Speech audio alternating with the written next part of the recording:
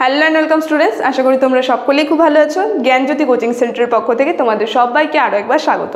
তো আমি মীরা ম্যাম, আমি আজ তোমরা যারা সিধু কানু বিরসা ইউনিভার্সিটির আন্ডারে পড়ছো, তোমাদের 4th সেমিস্টার মেজর 5 যে পেপারটা রয়েছে বেঙ্গলি, সেখান থেকে কিন্তু আমি অলঙ্কারের যে তোমাদের পার্টগুলো রয়েছে সিলেবাসে, সেগুলো নিয়ে কিন্তু বেশ কিছুদিন ধরে আমি আলোচনা করছি।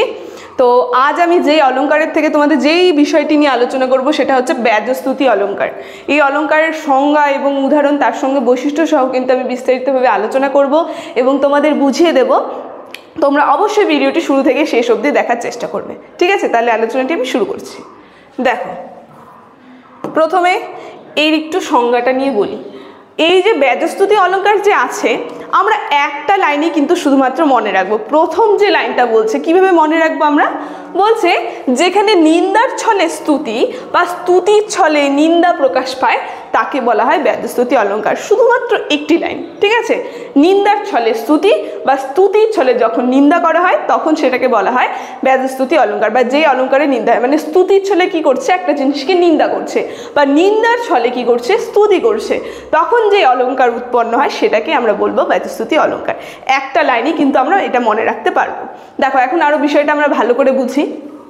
বলা হচ্ছে, যেমন উদাহরণ দেখলে আমরা ভালো করে বুঝতে পারবো। যেমন তুমি মহারাজ সাধু হলে আজ, আমি আজ চোর বটে। এই যে লাইনটা যে দেখছি, এটা আমরা দেখবো এই যে রবীন্দ্রনাথ যে আছে তার একটা কাব্যের অংশ থেকে এই লাইনটা নেওয়া হয়েছে। কি বলছে? যে তুমি মহারাজ সাধু হলে আজ, আমি আজ চোর বটে। এখানে আমরা দেখব কি বলেছে এই লাইনটাতে। দেখো, বলেছে আলোচ্য কাব্যাংশে একটু কাহিনী যদি আমরা বলি, দেখব উপেনের 2 বিঘে জমি ছিল। আমরা বিষয়টাকে একটু ভালো করে বুঝি। এই যে লাইনটা দিয়েছে, আমরা দেখবো আগে গল্পটা, একটু কাব্যটা ভালো করে জেনে নিই। যে বলেছে উপেনের কি 2 বিঘে জমি ছিল, আর রাজা জোর করে সেটি বাগান করার জন্য কেড়ে নিল। এবার উপেন দেশ ত্যাগ করলো এবং অনেক দিন পর সে দেশে ফিরে এসে তার সেই 2 বিঘে জমির বাগানে বসলো। অকস্মাৎ কি হলো, গাছ থেকে তার কাছে 2টো আম পড়লো এবং উপেন আম 2টো কুড়িয়ে নিল। ঠিক সেই সময় বাগানের মালি এসে তাকে আমচোর বলে রাজার কাছে নিয়ে গেল। দুঃখের বিষয় যে উপেনের 2 বিঘে জমি যে রাজা কেড়ে নিয়েছিল, তার নিজের ভিটেতে সে বসে 2টো আম কুড়িয়েছিল। এই কথা স্মরণ করিয়ে দিতে রাজা তাকে জমির মালিক হিসেবে সম্মান করা তো দূরের কথা, চোর বলে প্রতিপন্ন করলো। তখন উপেন কিন্তু রাজাকে এই কথাটা বলল। মানে আমি যদি বলি আরেকবার, আমি যদি বলি, মনে করিয়ে দিই, মানে উপেনের কথা বলছে। এই যে রবীন্দ্রনাথের যে কাব্যের অংশ থেকে নেওয়া হয়েছে, এর গল্পটা হচ্ছে উপেন যে আছে তার 2 বিঘে জমি ছিল। রাজা কি করেছে, তার সেই 2 বিঘে নিজের যে জমিটা রয়েছে সেটা কেড়ে নিয়েছে। সেই কারণে উপেন বিদেশে চলে গেল। এবার বিদেশ থেকে যখন সে দেশে ফিরে আসলো, সে তার জমিতে গিয়ে বসেছিল। তখন উপর থেকে 2টো আম পড়েছে, সেটা তার নিজস্ব জমি, ঠিক আছে? আম পড়েছে, সেই আমটা সে কুড়িয়েছে। তখন কি করেছে, জমিদার তাকে চোর বলে রাজার কাছে নিয়ে গেছে। তখন সে রাজাকে এটা স্মরণ করিয়ে দিচ্ছিল, মানে তার নিজস্ব জমি, সেখানে তো তাকে সম্মান করা দূরের কথা, তাকে আরো চোর অপবাদ দেওয়া হয়েছে। তাই রাজাকে সে এটা মনে করিয়ে দিচ্ছিল। সে রাজাকে মানে স্তুতির ছলে নিন্দা করলো। এখানে স্তুতি শব্দটা আমরা দেখব। স্তুতি হলো সাধু, ঠিক আছে? এই সাধু শব্দটা হচ্ছে স্তুতি।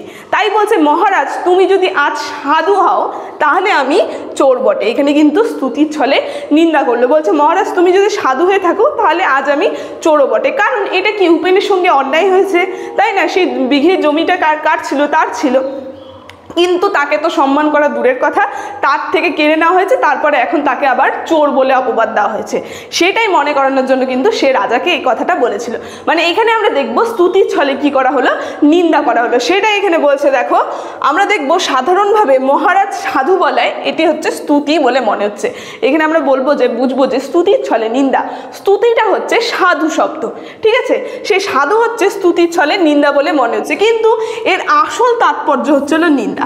আমরা দেখব সাধু বলছে এটা তো স্তুতি, কিন্তু এর আসল তাৎপর্য কিন্তু নিন্দা দাঁড়াচ্ছে। কি করে?